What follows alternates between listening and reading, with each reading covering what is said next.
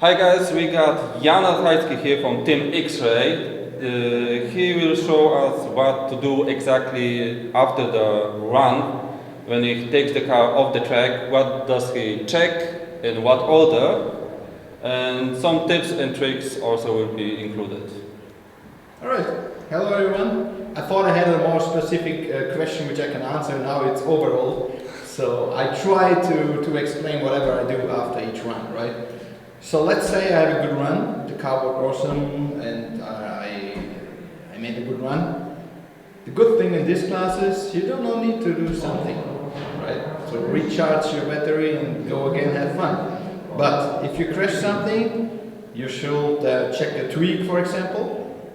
This is a pretty easy way in this car. It's the same like what you do with foreign cars, with 112 or PAN cars. I try to do it from this angle that you can see. So two things you have to do. First, you take your right height dots and check the right height. It has to be almost same left and right. If it's like 0.4 difference, mostly something in the car bent is the wrong word, it's just tweaked. So mainly, if the right height is not correctly left and right, you should do a couple of things which can eventually stuck. So you can untight and retight again the servo holder screws or the top arms. All of them can move slightly if you have a heavy crash, right? That's the first thing. After that, you check your car again, left and right, almost same. If it's 0.2, 0.4 difference, it's not a big deal, because the preload of the spring is many times different. The spring get used, it's more used on the right side. So if you absolutely cannot find why you have a different right height, left and right, you have to readjust the springs or change from right to left. And if your right height is different, then you know what's the reason. Sometimes it's the springs, very hard to find. Alright, what I do is then, I should say I do it after each run, but I didn't, but I should, is you put your car on the setup board, you make it race ready with the batteries and with the connection to the battery already like you race. No sauce, but race ready, okay? All the way. And then you just clearly lift the front of the car in the center. So basically I show it very quick. You do it from the front and you lift the car, right? I try to do it that you can see it better. You lift the car in front and then you see which tire is moving to the air first, the right or the left, depends. So let's say your car is tweaked by the preload of the rear springs. For example, this tire moved too early and this after that, right? So the car is more or less tweaked that way. This means you have too much preload on this spring and not enough on this side. So you need to torque the car back that way. This means this tire is too high. This means you need to give more preload on this spring. So you tighten it up and you untighten the other side. It's very important. Whatever you screw in this side, you have to screw back on the other side and opposite. Alright? So that's mainly what I do after each run. What's the next question? Do you do any special preparation before also the run? If you check twice something that's really important to check, or just prepare the car and wait for the run? Honestly, I prepare the car and wait for the run. I do not rebuild the tubes each day. I do not loop the front kingpin each run. If you want the very, very, very best performance, you should do it to make sure you have always the same amount of oil here in front. On the kingpin, 10,000 for example, if you want to make 100% sure you have it always same, you have to do it each run, but in my mind it's not necessary. So let's say in Africa on the World Championship, which is more or less important, right? I did it each run, even there. But even on an ETS, which is on a pretty high level, it's good enough to make a dot of loop once a day.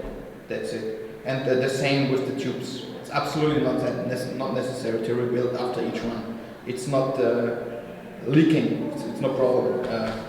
Same in the diff, it's no need to rebuild it in each run or stuff like that. You just have to put, like, after each race, you just put a little more loop inside. That's it, a little bit more oil, because you always lose a little bit. Not a problem at all, but if you want to have it same for each race, 3000 in this case, I open it once a race, before the race starts mostly, and just make sure that it's on the same level as I used before. That's it. Nothing very special. This car is very simple still. So basically you just prepare the car for the race, let's say for the weekend or for one day, and during the race day you only check if everything is okay. You don't change the oil, rebuild it every time, because you already did it, everything is perfect, fits.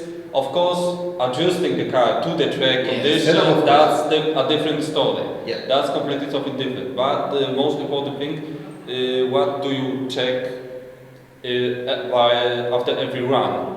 So it's only basically tweak. That's the most important part in this car, because with bad tweak the car can go really wrong. There's no good loose steering, grip, everything.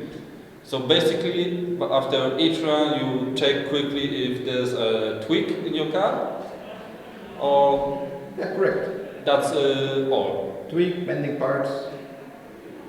I mean, if you tighten the screws correctly, they do not come off. So you don't need to check. Yeah, that's right.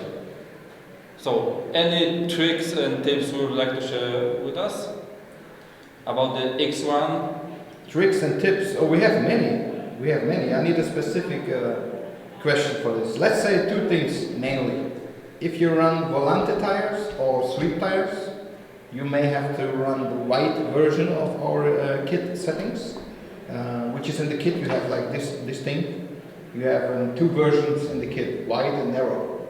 Sweep tires and Volante tires, you mostly have to run white, the white option. So you use the inner hole here and the wider option on top.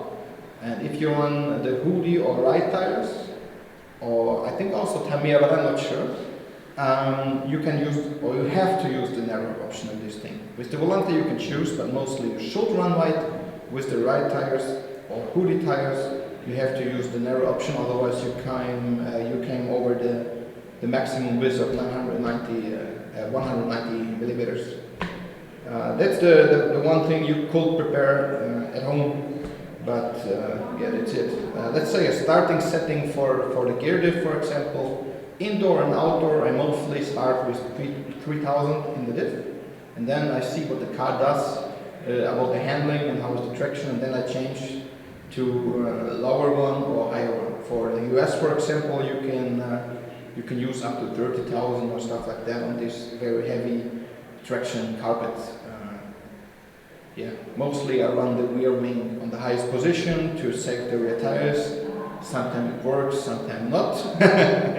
And one very great thing, which is actually an option, is the new rear wing mount here. Now it's connected directly to the main chassis plate.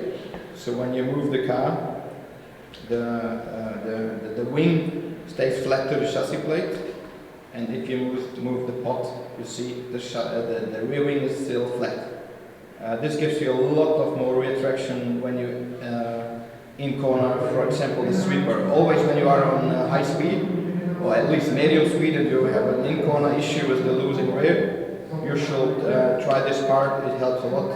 Actually, it's an option part, but it will be also included in the 2020 kit in a little bit different design. And we still improve this, but this system worked very good.